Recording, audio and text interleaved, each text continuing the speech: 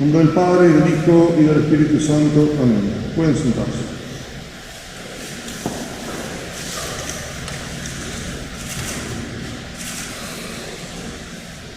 Les decía el domingo pasado que estos domingos después de Epifanía se asemejan a los domingos después de Pentecostés, aquellos que la Iglesia en su año litúrgico quiere de alguna manera dedicarlos a la santificación personal.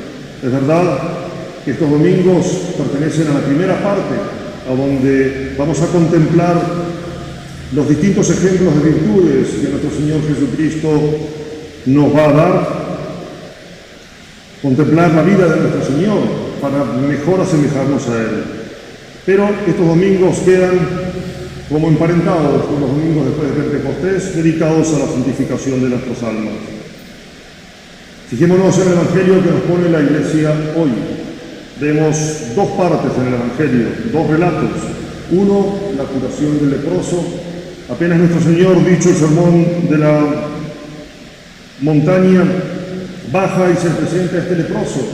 La lepra era una enfermedad terrible, muy común, bastante común en aquella época, tanto que hasta había legislación de aquellos que eran leprosos.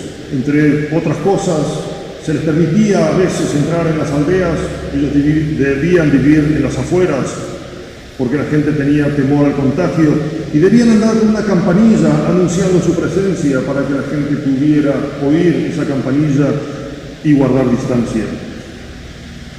La lepra era una enfermedad terrible, donde el cuerpo se llenaba de llagas que se podrían.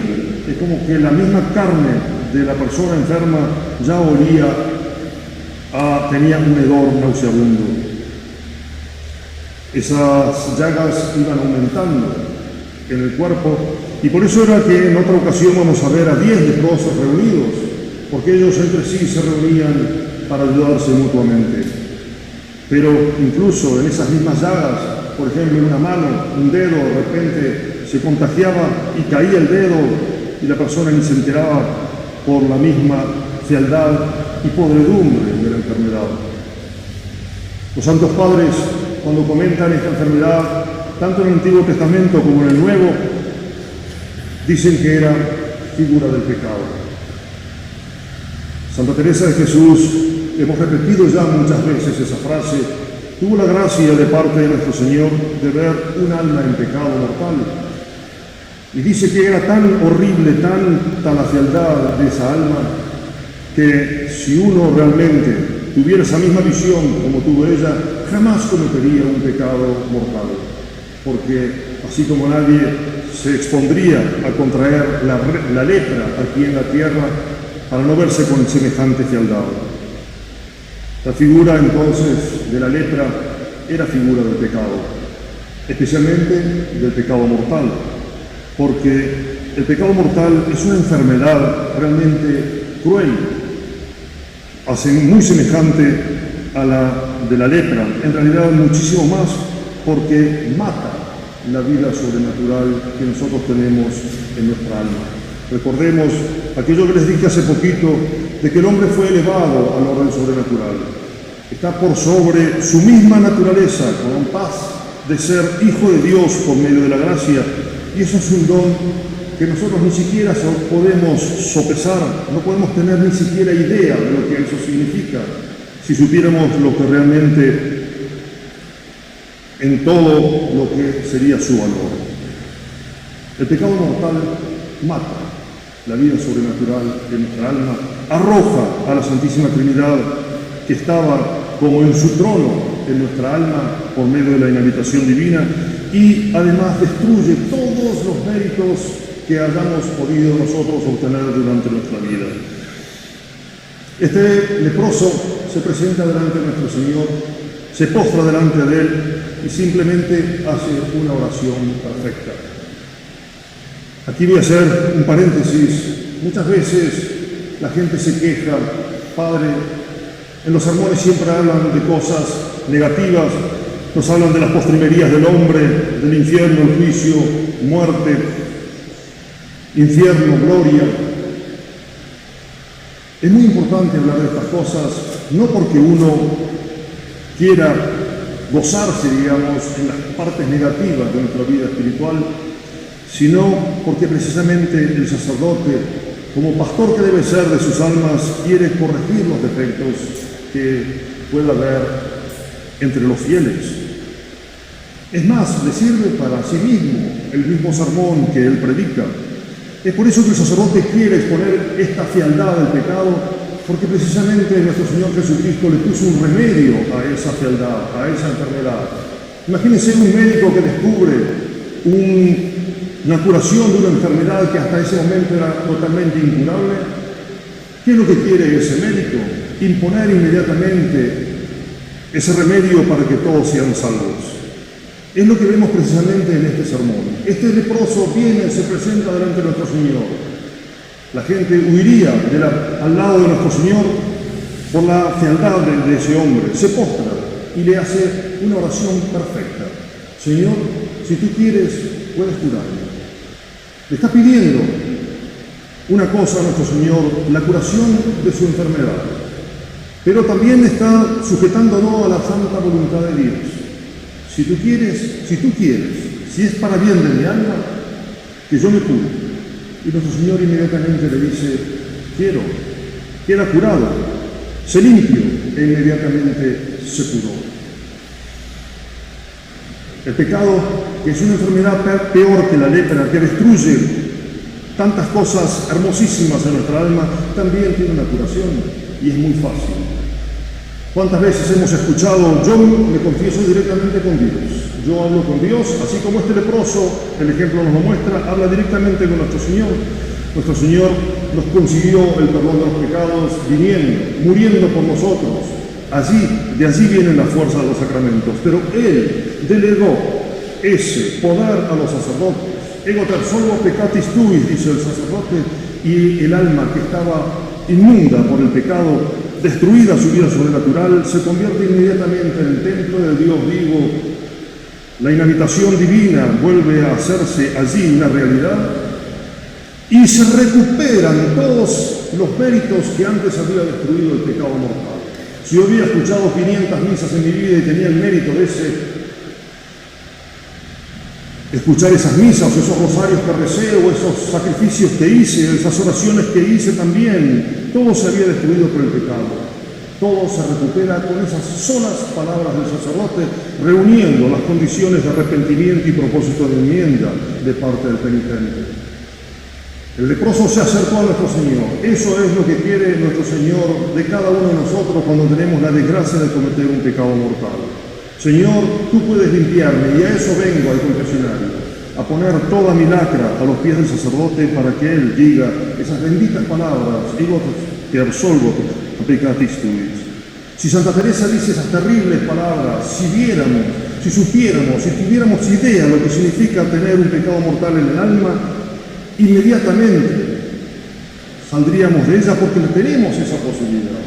Dios quiere simplemente nuestro arrepentimiento y nuestro propósito de enmienda. No quiero volver a pecar. Siempre pensemos que el pecado mortal es un desprecio a Dios. ¿Por qué? Porque la misma definición de pecado mortal nos dice una falta voluntaria en materia grave contra la voluntad de Dios. O sea, yo no quiero obedecer el mandamiento de Dios, prefiero este placer ilícito que se me presenta y entonces lo cometo con plena advertencia y pleno consentimiento. Y allí se produce el terrible pecado mortal, la muerte del alma. Por eso se llama mortal, porque es la muerte del alma. Pero nuestro Señor Jesucristo, la Iglesia, nos ofrece inmediatamente la reparación, la curación de eso. Un verdadero católico, fíjense cómo termina este Evangelio de hoy. Muchos van a ser arrojados a las tinieblas exteriores. Allí será el llanto y el crujir de dientes. El infierno. Es una de las veces que nuestro Señor Jesucristo en los Evangelios habla del infierno. Y el infierno es lo que merece la persona que muere con un pecado mortal sin haberse arrepentido. Podemos llegar a pensar, ¿no es demasiado? No es demasiado. Nosotros sabemos que Dios es infinitamente justo y nunca va a cometer una injusticia. Es más, se vuelca siempre en la misericordia. Dios es infinitamente misericordioso y sin embargo, por el rechazo, por el desprecio de Dios y mantenerse en ese desprecio, el hombre debe ser arrojado al infierno cumpliendo la justicia de Dios, sabiendo, él va a reconocer, la persona condenada en el infierno va a reconocer que él merece ese estado por toda la eternidad. Meditar esto realmente es terrible y no vivir en consecuencia de acuerdo a estas grandes verdades.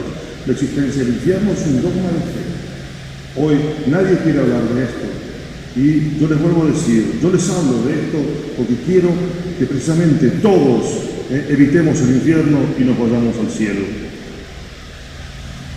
Por otro lado, tenemos en la segunda parte del Evangelio, el centurión, la hermosísima fe de este hombre que viene y se presenta delante de nuestro Señor y la caridad. Fíjense, no vino a pedir su curación, la curación de su mujer, alguno de su familia, de un criado.